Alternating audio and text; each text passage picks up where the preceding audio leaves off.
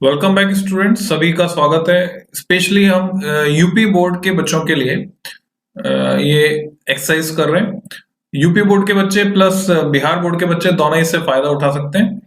तो EMI and AC इस chapter से यूपी बोर्ड के लिए जो मोस्ट इंपॉर्टेंट कंटेंट है वो मैं डिस्कस करने जा रहा हूँ। हिंदी में भी, हिंदी माध्यम में भी बात करूंगा बच्चों, और इंग्लिश में भी मैं बात करूंगा। तो दोनों माध्यम के छात्र छात्राएं इस वीडियो का लाभ ले सकते हैं। So let's start. Objective type question में 1 मार्क क्वेश्चन में direction of induce current can be detected by. तो जो इंड्यूस करंट है यानी प्रेरित धारा, उसको इंड्यूस करंट को कहते हैं प्रेरित धारा, उसकी दिशा का पता चलता है। कौन सा नियम हम इसके लिए लगाते हैं? तो जवाब है लेंज का नियम। तो लेंज का नियम जो है प्रेरित धारा की दिशा को इंगित करता है। दूसरा प्रश्न है, एक इलेक्ट्रॉन वृत्ताकार चालक लूप के तल में x से y की ओर चलता है, तो लूप में जो धारा है उसका क्या होगा? An electron moving from x to y in plane of circular loop, यानी ये इसी के प्लेन में है, देन इन लूप। तो हमें पता है कि इस धारा की वजह से जो चुंबकीय क्षेत्र मैग्नेटिक फील्ड डेवलप हो रहा है और वो जो लूप के साथ एसोसिएट होगा, electron is the plane of, then in the loop current induce होगी या नहीं होगी हमें बताना है। इलेक्ट्रॉन x टू y जा रहा है तो करंट जो है उसकी दिशा मानी जाएगी, उसकी डायरेक्शन y टू x होगी। तो y टू x में जो करंट की डायरेक्शन है उसके हिसाब से मैग्नेटिक फ्लक्स डेवलप होगा जो कि इनवर्स जा रहा है। मैग्नेटिक फ्लक्स किसमें? लूप में इनवर्स जा रहा है, अंदर की तरफ।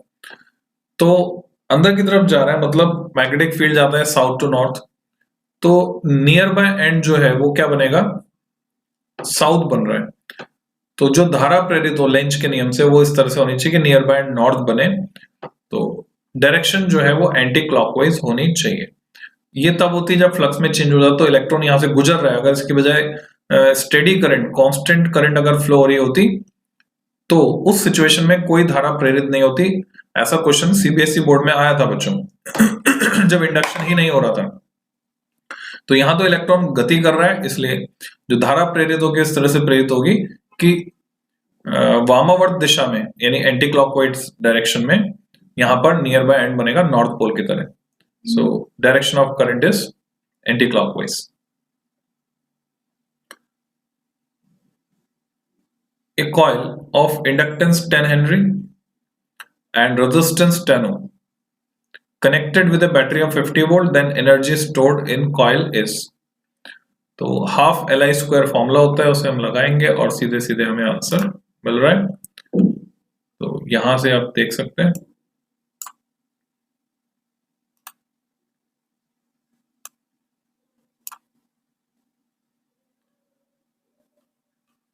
दस ओम प्रतिरोध 10 हेनरी प्रेरकत्व की कुंडली 50 वोल्ट की बैटरी से जोड़ी है। तो संचित ऊर्जा हाफ LI स्क्वायर, इस सूत्र से आई निकालने के लिए हमने क्या किया? 50/10, क्योंकि हम बैटरी की बात कर रहे हैं, समझना है यहाँ पे बैटरी से जुड़ी है तो डीसी करंट की बात कर रहे हैं, यहाँ एसी नहीं है। तो जब धारा में कोई परिवर्तन नहीं है, current is not changing at all, current change नहीं हो रही है, तो एसी का क्वेश्चन बना तो है ये, पर यहाँ पर अल्टरनेटिंग करंट नहीं है, तो इंडक्टर का कोई अपोजिशन हमें नहीं मिलने वाला है, यानी प्रेरक कुंडली कोई प्रतिघात यहाँ पर उत्पन्न नहीं करेगी। XL is 0 here. What is not possible in a transformer? Transformer में क्या संभव नहीं है? एडी करंट्स होती हैं, डायरेक्ट करंट, हाँ डायरेक्ट करंट का इस्तेमाल नहीं होता, अल्टरनेटिंग करंट होती है, इंड्यूस करंट होती है। तो ट्रांसफॉर्मर में संभव नहीं है दिष्ट धारा। किसी LCR श्रेणी परिपथ में अनुनाद की अवस्था में आरोपित वोल्टता तथा धारा के बीच कलांतर होता है। कलांतर 0 होता है, जिसकी वजह से पावर फैक्टर जो है वो 1 होता है। The phase difference between applied voltage and current in series LCR circuit, क्योंकि दोनों सेम फेज में होते हैं तो कलांतर होगा, फेज डिफरेंस होगा 0। Question number 6, if an ammeter in an AC circuit shows reading 5 ampere, then peak value of current in it. तो AC है तो ये बताता है RMS वैल्यू, तो पीक वैल्यू होती है इसकी √2 टाइम्स, तो 5√2 एम्पियर हो गई। So it is 5√2 एम्पियर, ऐसा हम कह सकते हैं।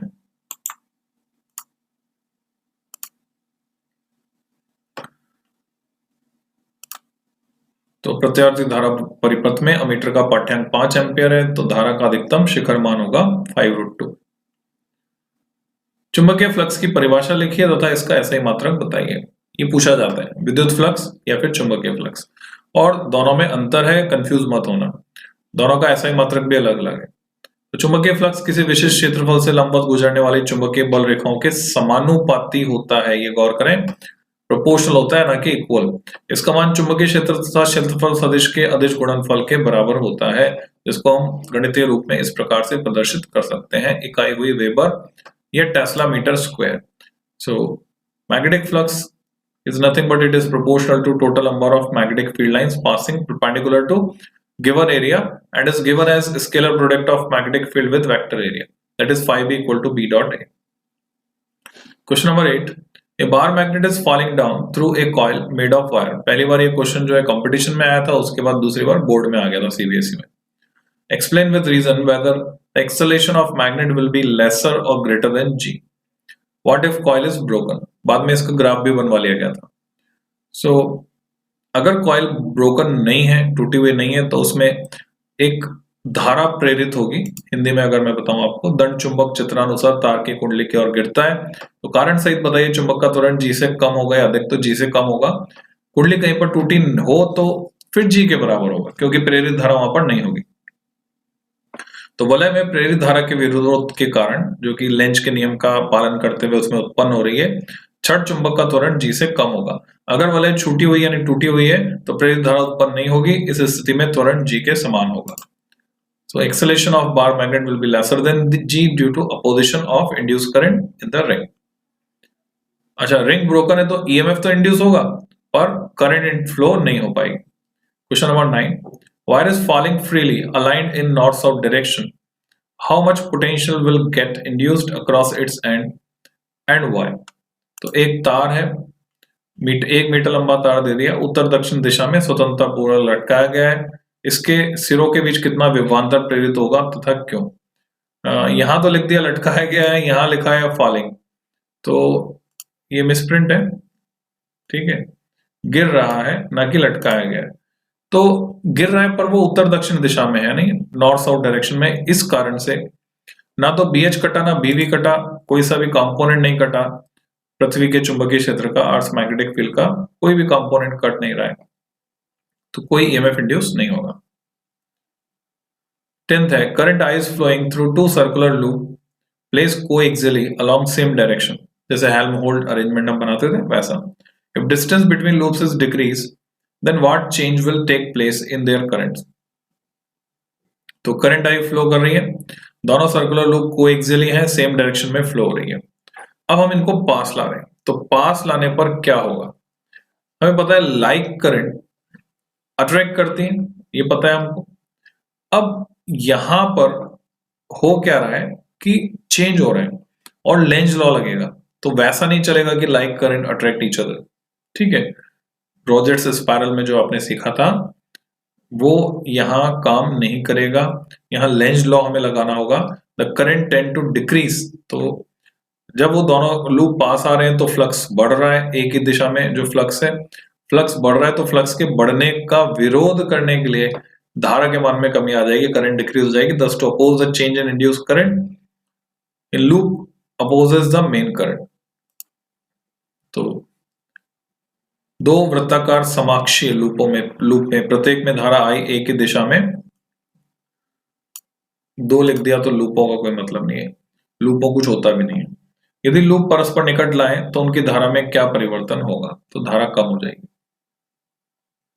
अन्योन्य प्रेरण गुणांक की परिभाषा दीजिए, यानी एम की परिभाषा पूछी और ऐसा ही मात्रक पूछा है, तो हम परिभाषित कर सकते हैं जो हमने थ्योरी में सीखा, और ऐसा ही मात्रक इसका हेनरी है।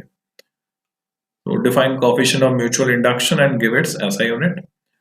फॉर्मूले की मदद से हम इसको डिफाइन कर सकते हैं। Coefficient of mutual induction between two coils is numerically equal to total magnetic flux associated with secondary when unit current flows through primary. ये सिंपल सी डेफिनेशन है। नेक्स्ट है 12th question, find dimensions of L by R। ये UP board में भी पूछ लिया है, जो बिहार बोर्ड में हर साल पूछ लेते हैं लगभग। L is self inductance and R is resistance. तो हमें पता है इसकी डायमेंशन जो है टाइम की डायमेंशन से मैच होती है। कैलकुलेशन इस तरह से हम कर सकते हैं। इसको हम टाइम कांस्टेंट भी बोलते हैं LR सर्किट का। तो L बटा R का विमेय सूत्र निकालना था, हमने विमेय सूत्र निकाला और इसको समय नियतांक भी हम कहते हैं। 13वां प्रश्न है, प्रतिघात का विमेय समीकरण लिखिए तथा ऐसा ही मात्रक लिखिए। प्रतिघात को x से दिखाया, XL और XC का परिणामी होता है x। तो ओम में इसको नापते हैं तो इसकी विमा और इकाई वही है जो प्रतिरोध की है। तो हम प्रतिरोध की विमा जैसे निकालते हैं इसकी निकाल सकते हैं। तो इसकी डायमेंशन हम निकाल सकते हैं V upon I, omega upon Q I, या फिर आप जो है V अपॉन आई में V को W बाई क्यू, ये वर्क डन है, ओमेगा नहीं है, ठीक है, W बाई क्यू है। ये सिंबल जो है वो ओमेगा नहीं है बच्चों, ये है W वर्क डन का। तो वर्क डन की डायमेंशन ml/t - 2, उसको डिवाइड किया, Q की डायमेंशन 80 और I का A और आ गया, तो इसकी डायमेंशन मिल गई। 14th, right formula for impedance Z के लिए फॉर्मूला ये रहा। Phase difference between current and voltage for LCR series circuit, phase difference निकालना था। तो 10 फाई में फाई जो है फेज डिफरेंस है, हम इस तरह से डायरेक्टली लिख सकते हैं। 1 नंबर का क्वेश्चन है तो डायरेक्टली लिखना है, या फिर हम फाई को कॉस की फॉर्म में भी एक्सप्रेस कर सकते हैं, cos inverse R by Z। तो LCR श्रेणी परिपथ की प्रतिबाधा, तो प्रतिबाधा के लिए व्यंजक हमने लिखा, धारा व वोल्टता के बीच कलांतर का सूत्र वो हमने लिखा।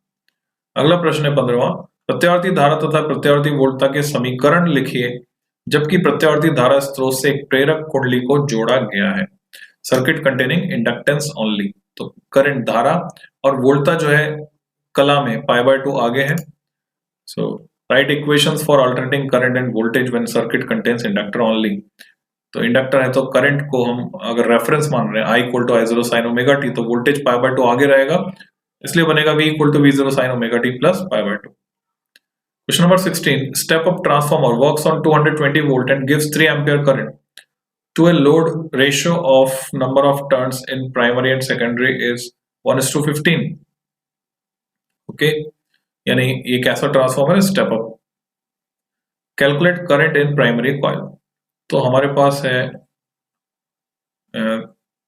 IS, सेकेंडरी की करंट है, IS की वैल्यू हमारे पास है 3 एम्पियर। हमारे पास NS/NP है, तो NS/NP होता है IP/IS, तो उससे हम निकाल सकते हैं। तो यहां से अगर हम कैलकुलेट करते हैं तो डेटा आ जाएगा हमारे पास, ये रहा फॉर्मूला 45 एम्पियर। हिंदी में अगर बात करें, ऊंचाई ट्रांसफार्मर 220 वोल्ट पे कार्य कर रहा है, एक लोड को 3 एम्पियर धारा देता है। प्राथमिक तथा द्वितीयक कुंडलियों में फेरों की संख्या का अनुपात। ट्रांसफार्मर किस सिद्धांत पर कार्य करता है और इसमें क्रोड नरम लोहे की क्यों बनाई जाती है? ट्रांसफार्मर बच्चों अन्योन्य प्रेरण पे काम करता है। What is principle of transformer? Transformer is based on mutual induction. Soft iron से क्यों बनाते हैं कोर को? हिस्टेरेसिस लॉस को कंट्रोल करने के लिए, शैथिल्य हानि को कम करने के लिए। अब आगे 2 नंबर वाले क्वेश्चन, फैराडे के विद्युत चुंबकीय प्रेरण के नियम को लिखिए तथा उनकी व्याख्या कीजिए। तो आप इसके लिए थ्योरी रेफर कर सकते हैं बच्चों, ये आपको लिखना आना चाहिए। लेंजेस लॉ और फैराडेज लॉ दोनों लिखने आने चाहिए। Define self inductance, derive formula for self inductance of plane circular coil. तो सेल्फ इंडक्टेंस को कैसे डिफाइन करना है वो करें। स्वप्रेरण गुणांक की परिभाषा दे दी है। एक समतल वृत्ताकार कुंडली के लिए स्वप्रेरण गुणांक का सूत्र निगमित कीजिए। ये मेरे थ्योरी के लेक्चर में अवेलेबल है। किसी कुंडली से बद्ध चुंबकीय फ्लक्स किन किन बातों पर निर्भर करता है? phi = B.A में एक तो आ गया B, एक आ गया A, एक आ गया दोनों के बीच का कोण, एंगल। संबंधित सूत्र लिखकर चुंबकीय फ्लक्स का विमीय समीकरण प्राप्त कीजिए। तो डायमेंशन निकालने आपको। What are the factors on which magnetic flux associated with coil depends? Write relevant formula and obtain dimension for magnetic flux. ये आपको करना है। Question number 21. State Lenge's law and show that it is in accordance with law of conservation of energy. Most important question है जो काफी अच्छी frequency से पूछा जाता है कि लेंज का नियम क्या है, दर्शाइए कि यह ऊर्जा संरक्षण के नियम के अनुरूप है। क्वेश्चन नंबर 22, एक न्यूमेरिकल दिख रहा है, प्रेरक कुंडली में बहने वाली धारा I 4 + 12t द्वारा दी जाती है। तो प्रेरक कुंडली नहीं, प्रेरण कुंडली ज्यादा सही है।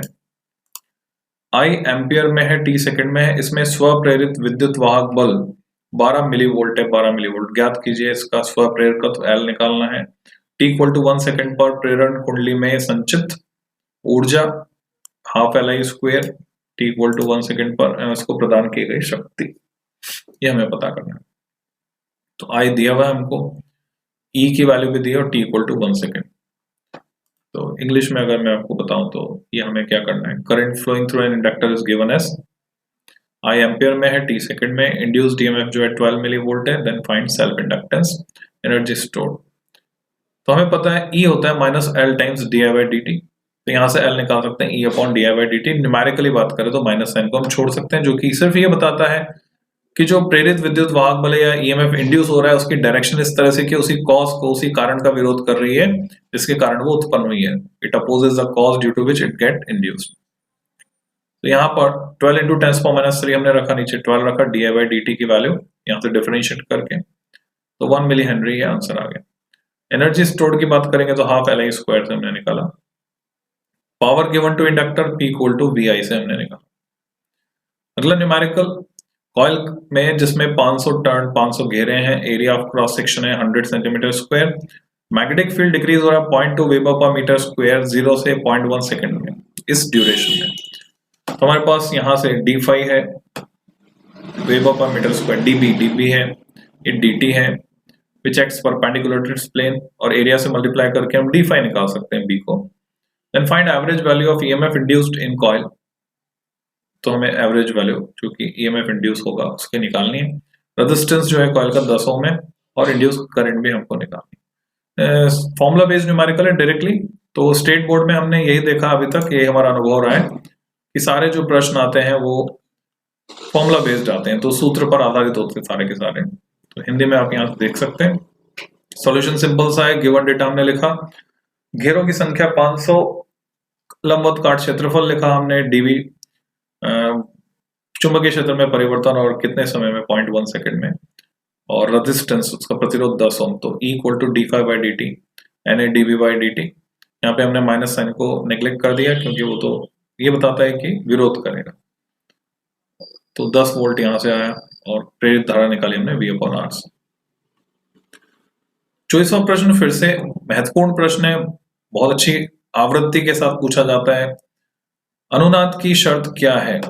अनुनाद की स्थिति में LCR श्रेणी परिपथ की प्रतिबाधा तथा प्रतिरोध में क्या संबंध है, तथा इस अवस्था में LCR परिपथ का शक्ति गुणांक क्या होगा, ये आपसे पूछा है। बहुत अच्छा क्वेश्चन है बच्चों, CBSE में भी आता है। What is condition of resonance? तो हम जानते हैं FR = 1/2π√LC। तो ये स्थिति होने पर, यानी आवृत्ति अनुनादी आवृत्ति के तुल्य हो जाए अगर, frequency becomes equal to resonant frequency FR = 1/2π√LC। तो ω/L ω/C के 1/ω/C के बराबर, XL XC के बराबर हो जाता है, तो X 0 हो जाता है और समय Z R के बराबर हो जाता है। तो right the relation between impedance and resistance for LCR series circuit at resonance. ये रिलेशन भी हमें लिखना है। Also find the value of power factor in this condition. तो शक्ति गुणांक अनुनाद की अवस्था में, यानी power factor in the condition of resonance is 1, ये 1 होता है। थीटा 0 होता है और पावर फैक्टर 1 होता है। Find expression for average power in pure capacitive AC circuit and explain wattless current. तो हमको ये एक्सप्रेशन निकालना है और average power in pure capacitive AC circuit और वाटलेस करंट को समझाना है। हिंदी में अगर बात करते हैं, प्रत्यावर्ती धारा में पूर्ण धारितीय परिपथ के लिए औसत शक्ति का व्यंजक स्थापित कीजिए तथा वाटहीन धारा को समझाइए। तो I0 V0/2 cos phi, ये हमें डिराइव करना है इसमें। थ्योरी में आप देखेंगे, थ्योरी के लेक्चर में, तो उसमें वहां पे मैंने पूरा एक्सप्लेन किया है। वाटहीन धारा CBSE से हट गया पर यूपी बोर्ड से भी हट गया, तो वाटहीन धारा और शक्ति गुणांक इस सिलेबस में नहीं है बच्चों, तो उस पर ज्यादा ध्यान देने की आवश्यकता नहीं है। वैसे बहुत आसान होता है, कंपटीशन में तो तैयार करना है, जैसे कि आपको पता है नीट और जेई दोनों में ही सिलेबस में कोई चेंज नहीं है, पुराना सिलेबस ही चल रहा है। प्रत्यावर्ती धारा के वर्ग माध्य मूल व्यंजक स्थापित कीजिए।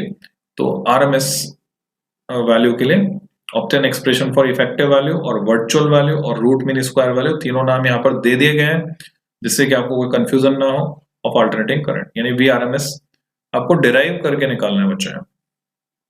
Question number 27, in AC circuit ABC,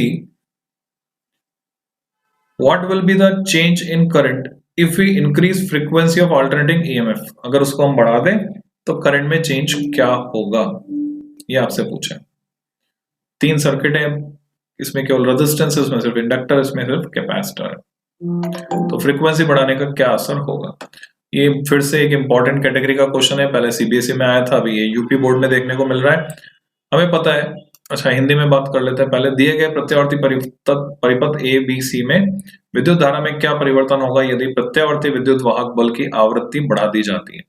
तो प्रतिरोध का कार्य आवृत्ति पर निर्भर नहीं करता, तो यहाँ तो कोई परिवर्तन नहीं होगा, अपरिवर्तित रहेगी आवृत्ति भले ही बढ़ा दी जाए। यहाँ पर आवृत्ति बढ़ाते ही क्या होने वाला है, ओमेगा बढ़ने से ओमेगा एल यानी एक्सएल बढ़ेगा, एक्सएल बढ़ेगा तो धारा का मान कम हो जाएगा। और संधारित्र में बात करें तो 1/ओमेगा सी यानी फ्रीक्वेंसी आवृत्ति डिनोमिनेटर में आ रही है, हर में आ रही है, तो आवृत्ति अगर बढ़ा देंगे तो एक्सी कम हो जाएगा, एक्सी कम हो जाएगा तो धारा का मान बढ़ जाएगा। तो इसके आधार पे हम उत्तर दे सकते हैं धारा में परिवर्तन नहीं, धारा कम हो जाएगी और धारा बढ़ जाएगी। पूरा एक्सप्लेन किया हुआ है, यहाँ आप देख सकते हैं। करंट विल डिक्रीज, सबसे पहले नो चेंज, फिर देन इंडक्टर में डिक्रीजेस, कैपेसिटर में increases. Question number 28, what are eddy currents, explain loss occurring due to it in transformer, ये हमें बताना है। तो एडी करंट्स को आप बता सकते हैं, the current induced due to change in magnetic flux associated with a metal block और लंप। भंवर धाराएं क्या है, इसे ट्रांसफार्मर में होने वाली हानि को समझाओ। फिर आगे 3 नंबर वाले प्रश्न, एल लंबाई की छड़ क्षैतिज तल में अपनी लंबाई के अनुदिश दिशा में एक समान वेग v से गति कर रही है, ऐसे स्थान से होकर गुजरती जहां ऊर्ध्वाधर दिशा में एक समान चुंबकीय क्षेत्र B स्थित है। छड़ के सिरों के बीच प्रेरित वोल्टता के लिए व्यंजक स्थापित कीजिए। तो बच्चों ये जो है डेरिवेशन है 3 नंबर का, और फैमिलियर डेरिवेशन है, आपको जो है मोशनल ईएमएफ उसका BVL sin थीटा वो डिराइव करके निकालना है। Question number 30, calculate mutual inductance between 2 long coaxial सोलेनोइड्स, ये एनसीईआरटी में दिया हुआ है, वहां से आप देख सकते हैं, या जो नोट्स में लिखा है वहां से आप देख सकते हैं। 31, किसी प्राथमिक कुंडली में धारा परिवर्तन की दर न्यूमेरिकल है बच्चों, 0.01 एम्पियर प्रति सेकंड होने पर द्वितीय कुंडली में 20 मिली वोल्ट का विद्युत वाहक बल प्रेरित होता है। दोनों कुंडलियों के मध्य अन्योन्य प्रेरण गुणांक यानी एम का मान आपको ज्ञात करना है, ये पहला भाग है। तो जो दिया हुआ उससे हम एम निकाल सकते हैं, E/dI/dt से। फिर दूसरा भाग जो है, 2 कुंडलियां लोहे की क्रोड पर लिपटी हुई हैं जिनके लिए अन्योन्य प्रेरण गुणांक 0.5 हेनरी एम का मान दिया है। यदि एक कुंडली में धारा का मान 0.01 सेकंड में 2 एम्पियर से 3 एम्पियर कर दिया जाता है, dI/dt हमें मिल गया, तो दूसरी कुंडली में कितना विद्युत वाहक बल प्रेरित होगा, तो उसको भी हम हल कर सकते हैं समान सूत्र से, = m dI/dt से। इसका इंग्लिश वर्जन अगर मैं आपको दिखाऊं, 20 millivolt EMF get induced in secondary due to current changing at a rate 0.01 ampere per second in primary। तो M निकालना है, तो हमने ये डेटा लिखा और सीधे सीधे M निकाल लिया, तो M आ गया 2 हेनरी। और उसके बाद जो सेकंड पार्ट है, 2 coils wrapped on iron core have coefficient of mutual induction, M आपको दिया हुआ है। करंट थ्रू 1 coil dI/dt आपको दिया हुआ है, तो आपसे E पूछा है, हमने फिर से सेम E फॉर्मूला लगाया डिफरेंट फॉर्मेट में, और यहां से हमने E निकाला 50 वोल्ट। क्वेश्चन नंबर 32 है बच्चों, explain principle and working of AC generator using diagram, also write expression for EMF induced in terms of angular speed. फिर से इंपॉर्टेंट क्वेश्चन है। प्रिंसिपल जो है एसी जनरेटर का इलेक्ट्रोमैग्नेटिक इंडक्शन है, विद्युत चुंबकीय प्रेरण। तो प्रत्यावर्ती धारा जनरेटर का जो सिद्धांत है वो है विद्युत चुंबकीय प्रेरण, और कार्यप्रणाली हमें समझानी है चित्र बनाकर। चित्र आप एनसीईआरटी से बना सकते हैं या नोट से बना सकते हैं, जो आपको आसान लगे। कुंडली में उत्पन्न विद्युत वाहक बल का व्यंजक कोणीय चाल के पदों में यानी E=E0 sin ωt डिराइव करके लिखना है।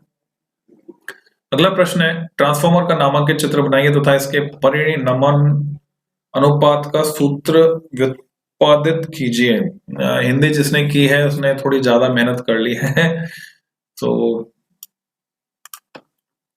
इनको छोड़ते हैं हम, छोड़ते हैं, मीन्स समझ में तो आ गया आपके question. Draw label diagram of transformer, वो बनाना है। Obtain formula for its transformation ratio. तो ट्रांसफॉर्मेशन रेशियो को हम बोलेंगे कौन सा अनुपात, इसको हम बोलेंगे ये secondary to primary number of turns का रेशियो होता है। तो कन्वर्ट एक तरह का कन्वर्जन है ये, है ना। तो कन्वर्जन रेशियो भी कह सकते हैं, और फिर इसके लिए उपयुक्त नाम जो है देखना पड़ेगा हिंदी में, और वो नाम जो अभी दिखाया मैंने वो सही नहीं है, ठीक है, वो नाम थोड़ा अजीब है। Inductor L, capacitor C and resistor R, all three are connected in series with source V equal to V0 sin omega t। यहाँ आप देख रहे हैं V के साथ sin omega t आ रहा है, यानी वोल्टेज में। तो जो वोल्टेज की फेज है उसको मान लिया गया है मेन, उसके रेफरेंस में फिर करंट की फेज की बात की जाएगी। वोल्टेज की फेज को रेफरेंस लिया गया है। Prove that impedance of the circuit is, ये हमें सिद्ध करके दिखाना है। ये हम फेजर डायग्राम बनाकर सिद्ध कर सकते हैं। We can prove it using phasor diagram. प्रत्यावर्ती वोल्टेज स्रोत V equal to V0 sin omega t से प्रेरकत्व L, धारिता C तथा प्रतिरोध R तीनों श्रेणी क्रम में जुड़े। सिद्ध कीजिए। बच्चों आप मेरे चैनल पे जा सकते हैं, प्लेलिस्ट है जिसका नाम है EMI एंड AC, इस नाम से प्लेलिस्ट है। उस प्लेलिस्ट में आपको ये पूरा लेक्चर मिल जाएगा जिसमें पूरा समझाया हुआ है, डिराइव किया हुआ। तो AC वाले लेक्चर में जाना आप, EMI वाले में मत जाना। AC वाले में जाएंगे आपको मिल जाएगा, प्रत्यावर्ती धारा वाले में। तो ये प्रश्न हुए EMI एंड AC से जो हमने देखे यूपी बोर्ड के लिए। और अब इसके बाद अगला, ये गलत लिखा हुआ बच्चों, विद्युत चुम्बकीय प्रेरण नहीं है, विद्युत चुम्बकीय तरंग है। तो नेक्स्ट जो है वो हमको इलेक्ट्रोमैग्नेटिक वेव्स, इसके क्वेश्चन आंसर डिस्कस करने हैं। सो नेक्स्ट वीडियो तक आप इंतजार करें। टिल देन हैप्पी लर्निंग, खुश रहें, स्वस्थ रहें।